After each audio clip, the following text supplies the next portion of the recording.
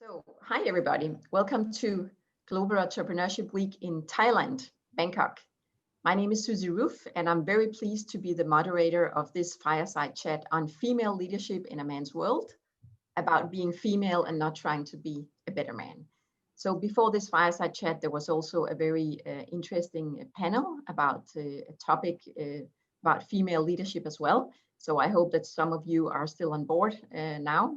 So today we have two very, very interesting women leaders on board for the fireside chat.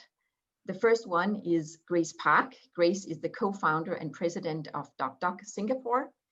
And the next one is Selma Prodanovic, founder of Live Your Dreams Live TV and 1 Million Startups Austria. And I have been reading some stuff about both of you, and I'm very impressed about all the things you have accomplished so far. And I'm also very excited to discuss some of these topics with you today. And by the way, my name is Susie Ruff. I'm based in Copenhagen. I'm Danish, and I'm a collaboration partner to Global Entrepreneurship Week Thailand, and also to Global Creative Business Network from Denmark. So first of all, I would like each of you to make a short introduction of yourselves.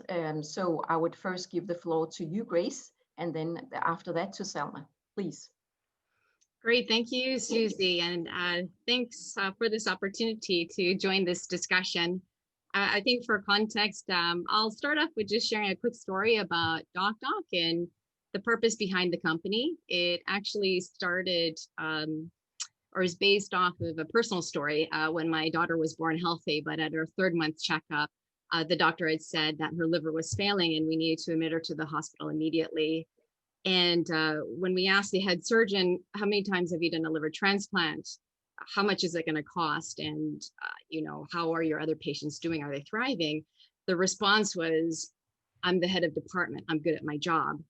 And so then and there, we decided to embark on a global search. And we found one of the founders or the pioneers of live liver transplant who had done thousands of these surgeries, whereas that initial team had only done a handful. And despite the expertise, our doctor actually was 60% less in cost. And we actually had days and not minutes to make our decision. But unfortunately, that's the state of the experience that patients have when navigating through the healthcare journey, is that they're in the dark.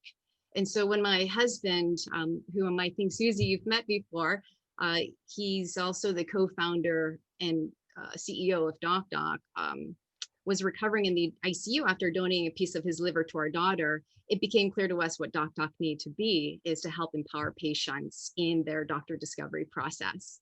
And so we've built out our AI platform, Hope, in which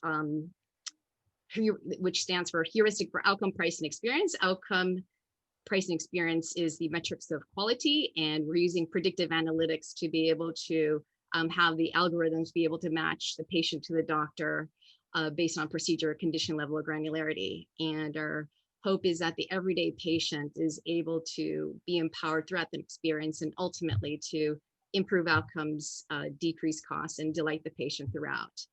And so prior to DocDoc, actually, I've been in healthcare for 10 years prior and was in corporate in both pharmaceutical as well as medical devices in the US, Africa, and Asia.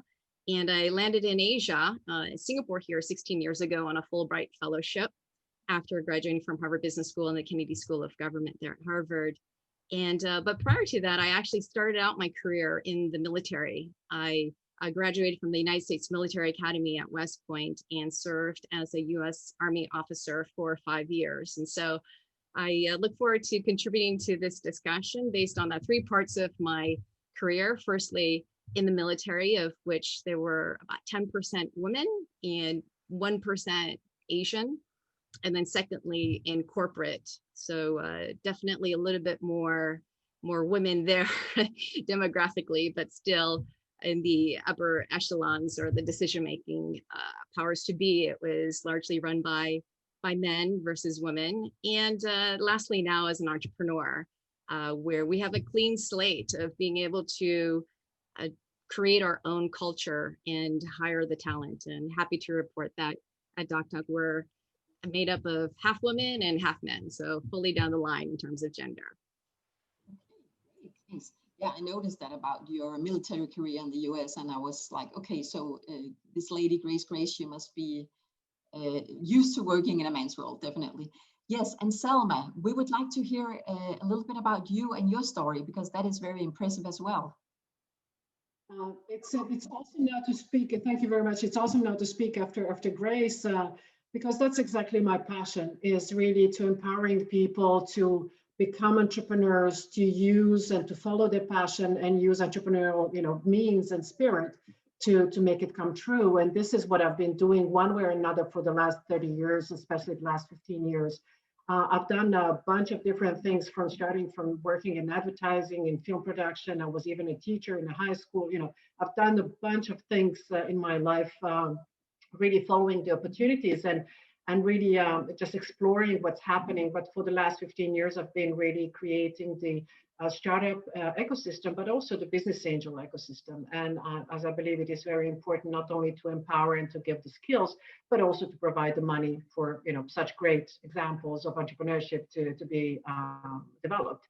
And that's my absolute passion. Currently, I'm in the board of the European Business Angel Network, so really kind of shaping the European business angel community and where we're heading in the future, but also working globally. With 1 million startup, we are supporting SDG entrepreneurs and startups that are creating solutions towards the grand challenges of our time, towards also the sustainable development goals. And then also something that especially came now with this COVID crisis. I'm personally coaching a number of entrepreneurs, female entrepreneurs and business owners, how to live their dream life. And it's exactly what we're talking about today, this kind of how to lead and how to combine all of the roles we have and work on that. So, I have a variety of things that I'm doing on an everyday basis, and I love it. I'm really passionate about really, meeting. The great part of my work and my life is that 99% of the time I spend with people who are proactive, want to do something, want to change something. And I think that is the best part of my job. Wow, sounds great. So the first question from my side to you is, what is the secret to become a leader, a female leader in a man's world? I would like us to discuss this. Do you have any secrets, anything you have learned from the years of experience that you would share with younger women who are looking for these tips and secrets on how to manage in a man's world? You want to start, Grace? Sure, happy to. So it's a big question. I think you can tackle that in many ways, depending on the angle. So allow me to frame some of my thinking in answering first. So I think first it's about, knowing what areas do I have control over versus the areas in which I don't. Perhaps due to the environment or, just the big organization that's already set in motion. So the big machinery, right? The second area that I would frame is actually the mindset. I think it's critical. Looking back in my career, I found it never helped me to have a victim mentality, or, to self-sabotage. It was always self-destructive if I went down that rabbit hole. So it's always been bringing myself back to focus on areas that I can make an impact.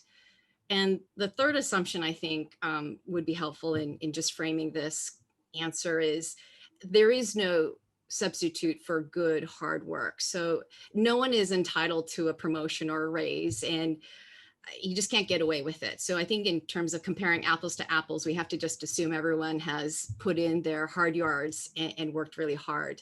But if you were to force me to simplify and answer, what is the one secret a female leader needs to have? And, a lot of the statistics that were shared for this panel came from actually the Fortune 500 companies, right, in which there's a dearth of a female leader. So I think in the corporate context, it would be, it's important to have a sponsor, a champion, someone who will advocate for you, for your achievements and potential, in that room where that decision is being made. Because there's also another study that's been shared research that actually the people who are making such hiring decisions or the promotions often pick candidates who look more like them. You know, they tend to mirror. And so as a female candidate, we obviously have a lot more differences. And so when you don't look like that, like them, it's important to have sponsors to be your advocate when those decisions are being made. But, you know, so that would be my answer, but I would also caveat that I think it's very important to find ways to leverage your strength. You know, the difference that you have as your strength, you know, and don't see it as a weakness, because oftentimes these cultures, these organizational cultures is shaped and designed by men. So to a degree, you have to align yourself to be a natural fit into that organization, but in that process, not to lose who you are as a human being. And so I think be authentic to yourself. And I think that's very important. And I would just end by saying that I think looking forward, I believe that there are some major tectonic shifts that are happening in our society that are changing the guideposts in a very positive way. For instance, like during COVID, I think it's been a really big eye opener for many, especially for men who are in those leadership roles or decision makers, who often say that to be that CEO or in that leadership role, you have to travel 70% of the time. That's what was said of me before when I was in corporate. But I think what we've learned here is that there can be productivity. You can actually work remotely, and you know, and travel as an instance has been a barrier, a limit for many women to take on those most senior roles because they had a lot more domestic responsibility. So I think with greater flexibility, there should be less limits to these roles, and we should see a lot more women maneuvering into these leadership positions. So I think what we're witnessing is some of these limiting beliefs being shattered. I like the last part of it, like the not traveling. So Selma, what is your secret, or what are your secrets in this world? I think that it's I can really confirm the need for being authentic as a leader, or to move forward. That's something that is needed and has always been needed, and that's something that is really important. But maybe just you know, before we go into the discussion, is that setting up the stage that has been, although the numbers that we have started with are on one hand truly devastating, but then we need to understand or see how we developed on a very short period of time. The generation of my mother didn't have really an opportunity, and these were the first fighters to be, and women that were on the top positions somehow had to be a better man to achieve certain positions. My generation already had the choice, and I made the choice to embrace my being a woman, my being a mother, a wife, and having that present in everywhere that I was doing, and then attracting a certain tribe of people based on my own personal values, and that's something that, you know, has been really important to me, and I believe that's definitely something that when especially young women across the world need to look at, is that, you know, if the company, the corporate, the organization, whatever, it does not fit into your values, you do not share the same values, you don't have to work there. There are millions of companies out there. You don't need to work there. So, you know, make a choice, very conscious choice, where you want to go and where you want to work. So that's been something that was very important to me. In all of my doing, it was always very clear that I'm a mother, my kids are there, they will pop into meetings, and then we will be, you know, I will answer the phones. They were the first priority. And that's something that people around me, be it my clients or my partners or my teams, always accepted, and not only accepted, but embraced as part and something. And it was just yesterday, I received a beautiful feedback while applying to the next board, that, you know, I was recognized as a professional with values.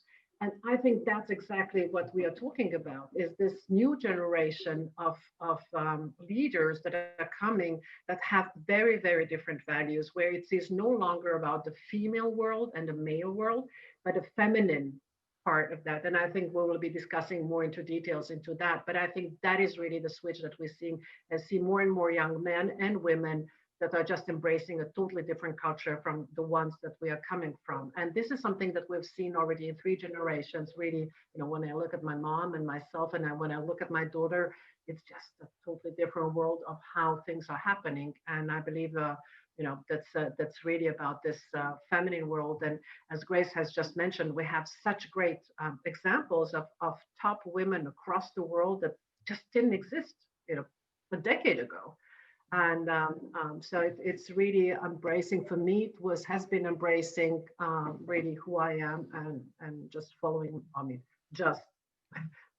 my path, and being really authentic in who I am, and being aware that I don't need the whole world to like me. I like that. Yeah. So I would also like to discuss a little bit the characteristics of your leadership. So now we will focus on leadership. So you as females, leaders and entrepreneurs, are there any specific things about your leadership style or the way you work, which you believe are the feminine characteristics? And how do you see them perceived by women and men that work with you around? I don't know if you will begin, Grace. Sure. Yeah. So, I think it's really difficult to put the characteristics of a men's leadership in one box, and then a woman's characteristic in a separate box, as 2 distinct boxes, because I actually see it as a range or a spectrum. But there's no denying actually the research that does show that women tend to be a lot more nurturing and empathetic, and we're just a lot more cognizant of the group and the social dynamics around us. And so I think that based on that, females tend to be more aware of the whole person who shows up at work because of sensitivity to it or personal experience. And I think we know quite well that oftentimes if our home life is a mess, we carry on that baggage into the workplace. And so caring for that whole person is somewhat innate or natural to us. And, sometimes I actually shock my husband, my co-founder, in the things that I think about, because he would respond, "Oh my goodness, I would never have thought of that." That idea would have never entered my mind. And especially when it's a softer approach, using soft power versus the more aggressive, direct response in tackling an issue. And, I think we just saw that throughout the world in the COVID response, where many of the women leaders were praised for their response in their countries, whether it's Jacinta Ardern or many others, of how they handled it, because it was a combination of both the soft power and the strong power, just being able to take care of their fellow citizens and residents in totality. So, I guess so. Otherwise, I really don't see a deficiency due to gender in general. Putting in very clear, clean buckets, but I see it as a spectrum, and it's like a muscle. And I think both men and women have it. And it's just up to us as individuals to actually exercise it. How about you, Selma? How do you see your feminine leadership style, and how does it work? Yeah, and I think that's exactly that. It's not about male, female in terms of gender, but it's the feminine and the masculine in ourselves, that we have both of that. And especially now that we are basically in Thailand, and there is this whole range of diversity of gender in between that has been important in the culture, and where Thailand can be really a role model for the world. But I strongly believe that we are, it's not that I believe, we see science is showing and research is showing that the world is moving towards more feminine and accepting the feminine and seeking from feminine in terms that it says more, more emotional, more compassionate, especially more cooperative, working together and not competing. And that's something that is very strong, especially, for example, if you look at the startup world and the entrepreneurship world, it's strongly about supporting each other and coming together and realizing that if my startup succeeds, it doesn't mean that, you know, I'm taking away something from you, but if I help you and I give you back, that's something that is really strongly part of the entrepreneurial world. And we see that across every industry and across the world, that exactly the leaders, as Grace mentions, like Jacinda, you know, it's really just amazing how a different style, or if we look at the Scandinavian countries and so many female leaders there, that are just moving the things in a different manner, and we like it. People like it. We embrace it. So there's a societal shift that is happening there, and you know, I don't think it's about, as I said earlier, I see a lot of young men doing the same thing, just embracing this different style, and we want that. I see so many of the young men now embracing also their role as fathers and wanting to create a better world for their children. Exactly what Grace has mentioned, this kind of looking at things differently. Just 2 days ago, one founder here in Austria said, you know, I have 2 daughters and I want to create a better world for them. And this is what we have been preaching and living, you know, for decades or for life. But now it's that there's a society that is changing there. And I believe strongly that the future, I don't believe, I know, and you know, research shows it, that the future of leadership is in this more compassionate, more cooperative, more co-working, more, you know, finding common grounds against, you know, in comparison to be only competitive and looking at, you know, being and conquering the world and be the one and only and so on.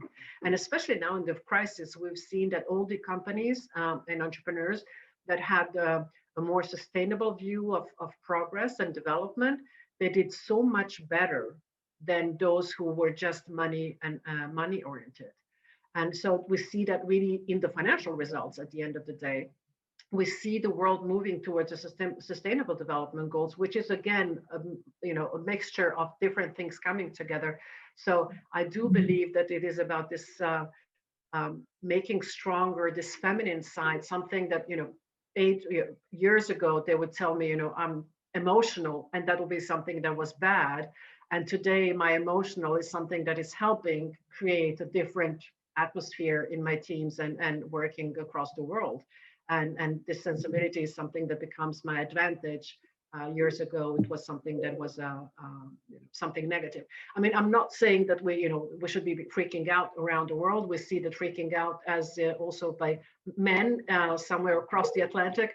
It's not so good, but it's not about that. But it's really about using all of this totality of us, and you know, looking, of course, if you're in business, you have to look at numbers. You have to make sure that you're very data oriented and data driven, but at the same time have this view of better, you know, tomorrow. And that's something that women tend to do, is create companies to create a betterment of the world. And most of them are not driven by money, but are driven by the change, the impact they can make, and then money is just the result of that. And I love that, and you know, that's something I'm pushing and you know, supporting. And I love entrepreneurs that are solving real problems and not just saying, you know, I want to be rich next year. So and that's the time we live in. We see amazing investors that are really investing into impact, investing into sustainable businesses, investing into businesses that are creating a difference and making a difference. And so there's a whole shift of society that is happening there. Okay, great.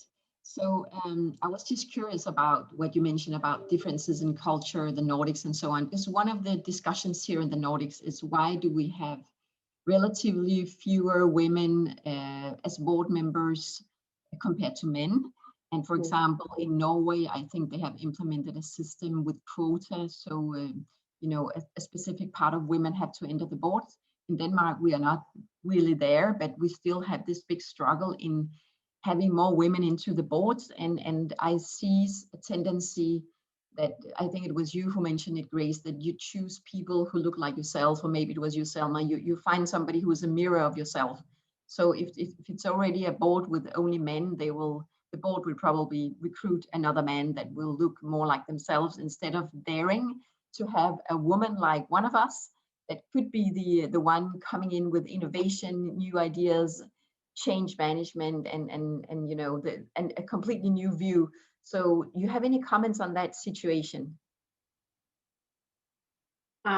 I mean, it's absolutely true. It's like just normal, you know. We like working with people we understand. Very simple. And you know, and people like yourself, that's something you understand better, and you have more confidence and trust, and you like working with people like that. So if you have to be really very conscious about seeking diversity, and that's something that is really important. I believe very strongly in quotas.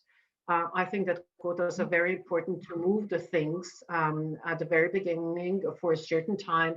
And I certainly don't want to go into the discussion, you know, like quotas, it's bad because then you're a quota woman. I mean, the assumption is that, I mean, there are so many highly qualified women out there. It's not a matter of qualification, it's just a matter of opportunity. And then when you make the opportunity, then it's showing that you are capable of doing the job. But to get that opportunity, I believe strongly, we do need quotas to be able to do so. But you see now, for example, you can see what's happening in the US with Biden and Kamala Harris, and how he made his choice, who is going to be his vice president, and how now he's making a very conscious choice of his team, how it is going to be built. And this is exactly what we need, is people, no matter if they are, you know, women or men, that are seeking this diversity, and because all the numbers show diversity leads to better results. Simple as that, you know, in investment, in every, you know, so it's something we need to embrace, and but we need more people willing to do so. And I think that, you know, talking about quotas, I think quotas are good, necessary. What do you think about it? How does it look in Singapore, Southeast Asia, women in boards? You know, it's the same, I think, throughout in terms of the key decision makers, you know, just the top of the pyramid where the numbers aren't showing in terms of equality between men and women. So I think it's just, again, I think a lot of it is due to who is currently there in those leadership roles right now. These Fortune 500 companies, they were founded and largely led by men, and so culture seeps throughout the entire organization, and it was designed by the men. So you know, I think that impacts just how the thinking or the mindset has been set over the years and decades. And so, but, you know, at the same time, I think having this talk about equality and what Selma was talking about, some of these new performance metrics that are coming out of ESB, or what is a sustainable goal for companies and performance metrics to look toward, I think it changes that guidepost in a very different and positive way. Just as a personal anecdote, it was quite interesting. As we're in the season of Zoom calls and virtual events, you know, I was asked to be a part of a panel at a topic that actually my co-founder is more in charge of, as we divide up the work within our company. And I suggested back to the coordinator of the event, why don't you have my co-founder do it? You know, I think he'll do a great job. That's sort of more his area that he focuses versus me. I focus more on this other area. And the response was, no, my team will not allow that. We have received way too many complaints about having panels that are just all men. And so we need to have you. And so I did it and it was fine. But it's, you know, I think it's just more of an awareness now where we're not accepting the status quo. And I think in this day and age now, it's really about being more aware of it. And I think things are changing for the positive. And it's about encouraging women to go out and do it also. That's something very important, as you just mentioned. They asked you, and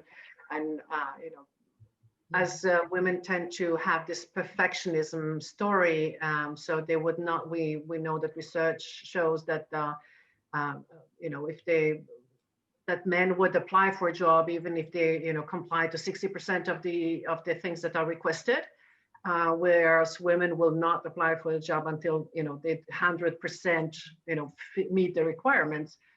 We need to empower women to go for it and just learn on the go and in the process.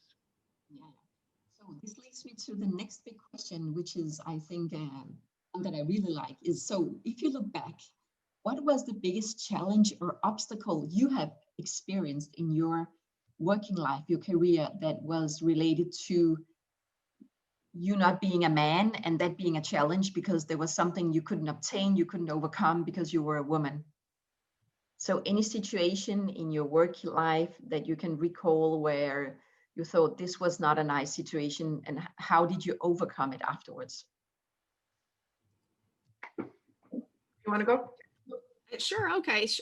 I think just in the being an entrepreneur, I choosing to found a company, we're volunteering, or we're choosing to be in the arena, and it's a position to be judged by anybody and everybody. And so I one of my favorite all-time speeches was by Theodore Roosevelt, "Man in the Arena," or in our context, we could say "Woman in the Arena." And it's like you're in that boxing ring and you choose to be there, and the spectators are all there criticizing you, and you're in the middle of a boxing match, and you have to be expected to be hit, and you take your punches as well. And being an entrepreneur, you're expected to do everything and to do it all very well. And so even in areas in which you would have no prior experience, for me personally, it's like fundraising or running an annual general meeting or managing shareholders.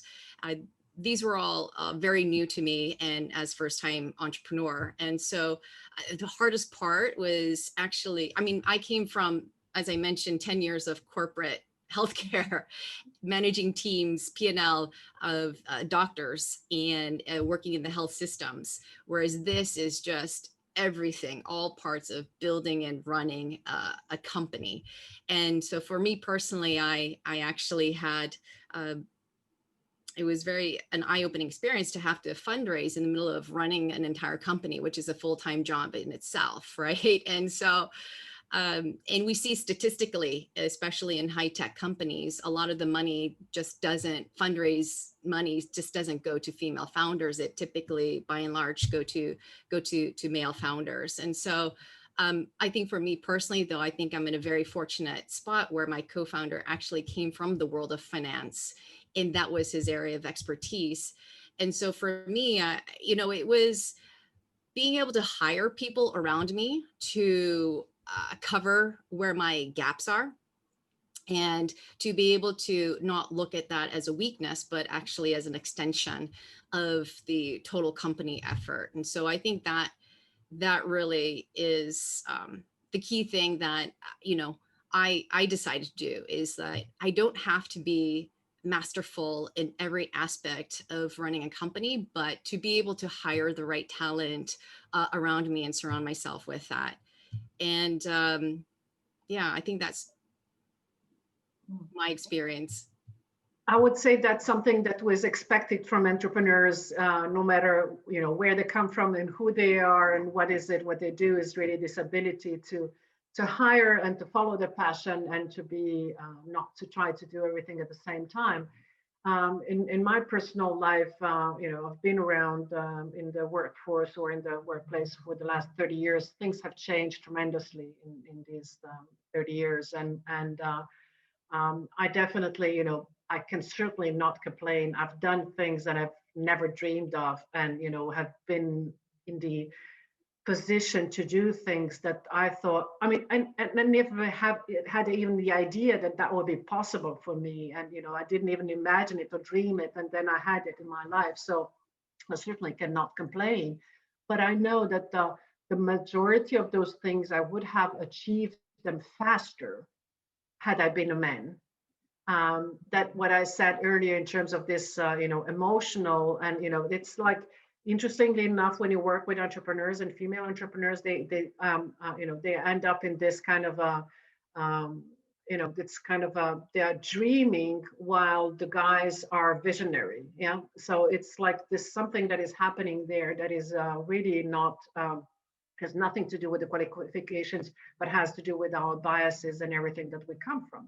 But what I think is the most important part there is really not so much the outside, but it's much more what we bring inside and how we deal with our own thinking and doing. And a simple example: entering a room full of men and being the only woman in the room. As a young woman, I was more, intimidated by such a situation, and especially then you had this momentums of, who brings the coffee and who writes the notes and all of these things that kind of were pushed towards me. In the meantime, if it happens, and of course it happens a lot, that I go into a meeting room and a boardroom and it's only men around me, I'm like, okay, cool, I can deal with this. They will certainly remember me. I'm the only woman. They are like 10 of them in dark suits and they all look the same. Kidding. But I mean, it's like transforming the self-consciousness of something that is a disadvantage at a certain point, and turning it and realizing and say, hey, that's what makes me different. That is the big thing about me, and make sure that people remember you. But it's not something that is that comes easily. I do think that we need to work consciously on that, and that has been part of my work with women, coaching them and training them to lead and really live the dream. Because it's not something that is, you can change from today, from tomorrow, and we need to learn from other people to get there. And I mean, we all stand on somebody else's shoulders, and the fact that we are here talking has to do because many women, for decades have done great things, and so we are able to be here where we are today, and we are here to empower the next generation of women to move there. And one of the things that we are strongly working on is to make sure that we have more female investors, as to invest into more female entrepreneurs, as we see that's something that is really a crucial, important part. That's part of the. Well, what you just mentioned, Selma, leads me to another question as to how good are we as women to support each other? Because my own observations throughout time is that in some cases, my experience have been that I have had more support from men in my career, in my working life, than from women. And sometimes I have asked myself, why aren't we better as women to assist each other, to support each other, to promote each other, especially promote each other? I don't know if you have any experiences. Maybe my culture is different, but this is my experience. But I think case, did you have any woman to promote you, to be your sponsor in your career?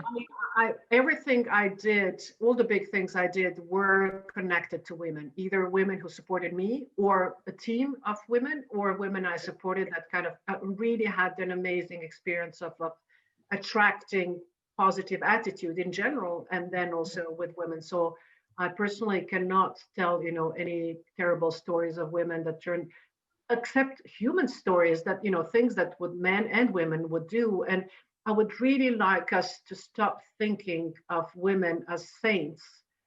There's a myth about it, and that every woman needs to be super supportive and super great. And we do not expect that from men. Not every man is supportive of any other man. That's not the case. There are certain groups that are formed, and the same goes for women.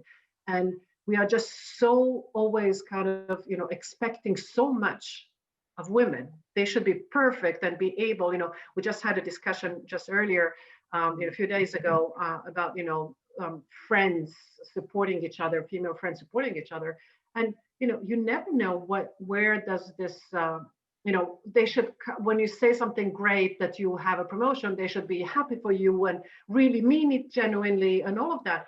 And that's not always the case, but it's not just about us. It's about what this person has gone through and how their upbringing has been and what they have to go. It doesn't mean they will not be happy for us, but they might need some time to, digest that information and understand, because we have been preaching and teaching women that, that if one woman has something, she has taken that from you, and we need to change that narrative.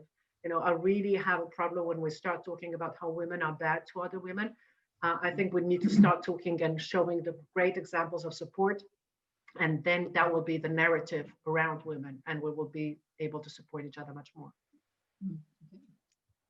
Susie, I agree with that. I think those are good points, Selma, to focus on the positive and the support. And so Susie, I actually experienced something similar to you, and maybe that was more, based on my earlier part of my career, in environments in which the percentage or ratio of women to men were very low. So like in the military, it was just head scratching. I just didn't understand why more women were tougher hazes to me versus other men. And then going into corporate, where I had a lot more, many more male sponsors or mentors who wanted to see me succeed or really took me under their wing. And again, it's, where another ratio-wise women, the numbers were very, very low. So, talking about where we were 1 out of 10 or 2 out of 10 in any sort of meeting room or group work that we had to do. So, so I think a huge part of it, the mindset was based on, it was very hard for me to make it to where I am. So, one bad apple just spoils the entire lot, because there's a lot of eyeballs on us. And so let's just make sure that you go through this sort of fraternization, or this gauntlet, this trial by fire, to make sure that that we're all in this together, right? And so I think that mindset was what had been, and I'm just very happy now. And just in terms of the environment that I've been, or it's probably just the choices I've made in terms of the circle of people that I'm with, surrounded with a lot of amazing women, a lot of amazing support groups, in which I just don't see that. And I see a lot more uplifting. So it's probably choice of circles where we're not the minority, and also the changing of the times now, where we are actually realizing, hey, it doesn't have to be a zero-sum game. We can actually support each other, and we all be winners in that process. Okay, so we don't have much time left, but as the last part, of course, I would like to ask you if you have any good advice, any recommendations that you would like to pass on to the younger generation of women who are perhaps still thinking that we have to wear a man's suit in order to, make it in the workplace. And actually, when I saw you two now on the screen, I was thinking, oh, this is so nice. It seems that you're wearing very feminine dresses, and your hair is very feminine, nicely styled. So you're not trying to be a man. You're trying to be yourself. You are yourselves. So that is very nice. But what kind of advice would you like to give the future generation of women? Selma. Well, I think that it's really about following your own passion, and that is the most important thing. Is really to, if you have a passion, if you really want to do it, we're talking about entrepreneurs here. That is the most important thing, is to follow the passion and go there. And as just Grace mentioned, it is about having your own tribe to support you in getting there. And if you do not have a tribe that you can join, then create your own tribe. It's really something that is important. And this can be, a female, a mixed, a male, or whatever, but it's making sure that you're surrounded with people that support you on your mission, on solving the issue that you want or the solution you want to create. And they're really being authentic. I think that is the most important part. If you love, wearing suits, and if your style is different, and jeans, or whatever, if you don't have today, the cool thing about it is that you do not have to be in a certain way to succeed. You can be who you are and succeed. I mean, no matter how we look at it, but you can see what happened when Mark Zuckerberg entered Wall Street in his hoodie and jeans. How it's changed the whole perception of how a young entrepreneur looks like. And now we have this new generation of women that can look whatever they want to look. And that's something that is really important, being authentic and trusting. I really urge you to dream big, go for the stars, and really, that is very important. Get support. There are about 100 self-made billionaires, female billionaires around the world. If you don't know how to do things, search for them, study them, find the ones that shares, the same values, and learn. So, you have role models today. That's something that is so different to earlier. And look at role models, find out what you really like, and go for it the same way to kind of form your own style. Because when you're young, you still don't know how to do things exactly. So studying others can help you, and have role models, and have mentors. And I really, I really believe this. It's never been a better time in history to be a woman than today, and to start your own business. So just all options open. It's about you going for it and trusting that you can do it. And if you can't, build a tribe. And if you can't, reach out to me. Yeah. Grace, you have any thoughts? Any last? Sure. I agree with Selma, just in terms of today, there's just a greater awareness, and, be aware of the environment that you choose to go into, be unapologetically you, and let you shine through in your, situations. That was very different than in my generation, or what I actually went through, in which I was actually very guarded, and let my work show for itself, right? In terms of, so it was all about achievement, and I didn't have to make those strong connections along the way, because I just didn't look the part of the environments that I chose to go into. But I think I would have been a lot less stressed and enjoy the process a lot more. But, I think the thoughts of just being authentically yourself and making those choices is really important, and taking those risks. I think that oftentimes people believe that there is zero fear. If you truly know and find your passion, you won't have any fear in it. But no, it's not true. There is that fear or that excitement, but have relatively more courage than that level of fear in yourself. And I think that there is no perfect pathway, but enjoy the journey as you go. But just, I think in closing, I have a lot of confidence in the young generation. My daughter does not see her father as any better or entitled because he is a male. There is a statistic or research that girls oftentimes drop off in STEM courses around 3rd grade to 7th grade, just in those middle grade school years. But my daughter loves it, and she's coding today, and finds it odd that girls would be alienated out of this if she loves, if she enjoys it. One of her favorite songs is called "I'm Mad at Disney," and she dislikes many of the classic princess stories because happiness should not depend on finding love in a man. Why does a female protagonist have to be in a vulnerable place and depend on a man to rescue her to be happily ever after, right?